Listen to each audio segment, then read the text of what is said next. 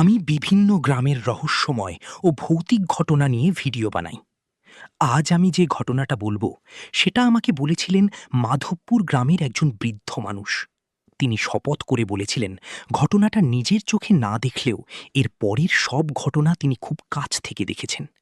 গ্রামের মানুষ আজও এই ঘটনাটা ভুলতে পারেনি। ঘটনাটা কয়েক বছর আগের। মাধবপুর গ্রামের বাজার থেকে প্রায় ৫ কিলোমিটার দূরে ছিল করিমের বাড়ি।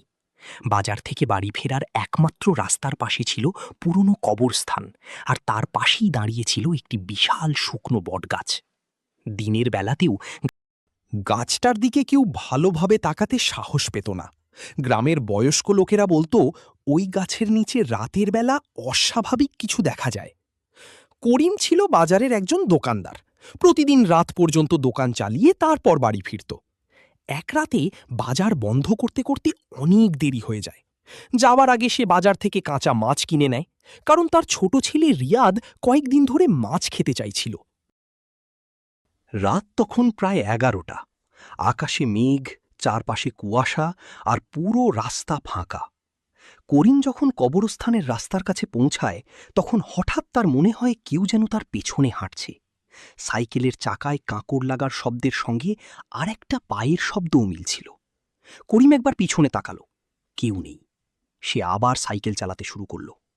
হঠাৎ শুকনো বটগাছটার দিক থেকে ঠান্ডা বাতাস এসে তার শরীর কাঁপিয়ে দিল। তারপর সে স্পষ্ট শুনতে পেল, মাছটা রেখে যা। কণ্ঠটা ছিল ভারী আর অস্বাভাবিক। করিম ভয়ে দ্রুত সাইকেল চালাতে শুরু করে, কিন্তু কয়েক সেকেন্ড পর সে দেখতে পায় রাস্তার পাশে সাদা কাপড় পরা অস্বাভাবিক লম্বা একটা ছায়া দাঁড়িয়ে আছে। তার চোখ যেন আগুনের মতো জ্বলছিল।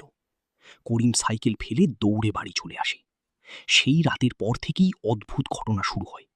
তার ছোট ছেলে রিয়াদ মাঝরাতে ঘুম থেকে উঠে চিৎকার করত, বলতো, ওই লোকটা জানালার পাশে দাঁড়িয়ে আছে। কখনো বলতো সে আমাকে ডাকছে। দিনের পর দিন ছেলেটা দুর্বল হয়ে পড়তে থাকে, শরীর শুকিয়ে যায়। গ্রামের ডাক্তার ও কবিরাজ কেউ কিছু বুঝতে পারছিল না। এক রাতে পরিস্থিতি এত খারাপ হয়ে যায় যে রিয়াদ হঠাৎ বিছানায় বসে অন্যরকম গলায় কথা বলা শুরু করে। তার মা ভয়ে কান্না করতে থাকে। ছেলেটার চোখ অস্বাভাবিকভাবে বড় হয়ে গিয়েছিল। তখন গ্রামের মানুষ সিদ্ধান্ত নেয় মসজিদের মাওলানা সাহেবকে ডাকার। রাত তখন প্রায় 1টা। গ্রামের কয়েকজন লোক দৌড়ে মসজিদে যায়। মৌলানা আব্দুল হাকিম সাহেব তখন তাহাজ্জুদের নামাজ পড়ছিলেন। সব কথা শুনে তিনি সঙ্গে সঙ্গে করিমের বাড়িতে আসেন। বাড়িতে ঢুকেই তিনি থেমে যান। তারপর ধীরে বলেন, এখানে ভালো কিছু নেই। তিনি কুরআনের আয়াত পড়া শুরু করেন। পুরো ঘরের বাতাস যেন ভারী হয়ে উঠছিল। হঠাৎ রিয়াদ জোরে চিৎকার দিয়ে ওঠে। তার গলার শব্দটা আর ছোট ছেলের মতো ছিল না। মৌলানা সাহেব আয়াত পড়ে ঝাড়ফুঁক করতে থাকেন। একসময় ছেলেটা কাঁপতে কাঁপতে বলে ওঠে, আমি ওই বট গাছের নিচে ছিলাম, মাছের গন্ধে এসেছিলাম। ঘরে থাকা সবাই ভয়ে জমে যায়। মাওলানা সাহেব তখন আরও জোরে দোয়া পড়তে থাকেন। কয়েক মিনিট পর হঠাৎ পুরো ঘর নিস্তব্ধ হয়ে যায়। জানালার পাশে ঝুলে থাকা বাঁশের পর্দা নিজে থেকেই নড়তে থাকে। বাইরে কুকুর ডাকা শুরু হয়। তারপর রিয়াদ অজ্ঞান হয়ে পড়ে। অনেকক্ষণ পর তার জ্ঞান ফেরে, কিন্তু সে খুব দুর্বল হয়ে গিয়েছিল। মাওলানা সাহেব করিমকে বলেন, রাতের বেলা ওই রাস্তা দিয়ে কিছু নিয়ে আসবি না, বিশেষ করে কাঁচা মাছ বা মাংস, আর ওই গাছের কাছে কখনো থামবি না। সবাই ভেবেছিল ঘটনা শেষ, কিন্তু ঠিক 10 দিন পর গভীর রাতে আবার রিয়াদের অবস্থা খারাপ হয়। সে হঠাৎ জানালার দিকে তাকিয়ে ভয়ে কাঁপতে থাকে।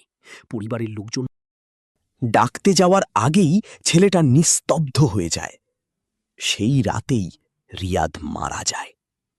পরদিন গ্রামের মানুষ শুকনো বটগাছটার নিচে অদ্ভুত পায়ের দাগ দেখতে পায়। তারপর থেকে কেউ আর রাতের বেলা ওই রাস্তা দিয়ে একা যায় না। বন্ধুরা, এই ঘটনাটা কতটা সত্যি আর কতটা রহস্য সেটা কেউ জানে না, কিন্তু মাধবপুর গ্রামের মানুষ আজও এই ঘটনাটা মনে করে ভয় পায়। আরও এমন রহস্যময় ঘটনা শুনতে চাইলে ভিডিওটি লাইক করুন, শেয়ার করুন এবং চ্যানেলটি সাবস্ক্রাইব করুন।